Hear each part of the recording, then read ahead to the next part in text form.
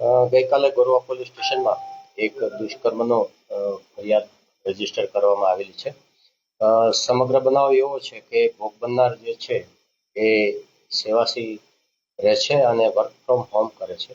એમના એક મિત્રને એવી વાત કરેલી કે ભાઈ મને વડું અહીંથી દૂર પડે છે, તો નજીકમાં ક્યાંય નોકરી મળતી હોય તો એ અનુસંધાને એમને એપ્રોચ કરવા માટે ઇન્સિસ્ટ કરેલા હતા.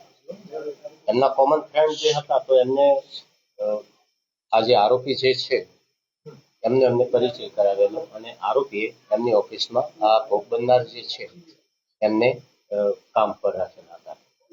માસિક વેતન આપી અને એ ત્યાં કામ કરતા હતા અને કામ દરમિયાન માર્ચના બીજા અઠવાડિયાથી લઈ જુલાઈના પ્રથમ વીક સુધીમાં આરોપીએ આ ભોગ બનનારની સાથે અવારનવાર દુષ્કર્મ કરેલું છે અને 377 જૂના ગુના પ્રમાણે પણ હરકતો કરેલી છે.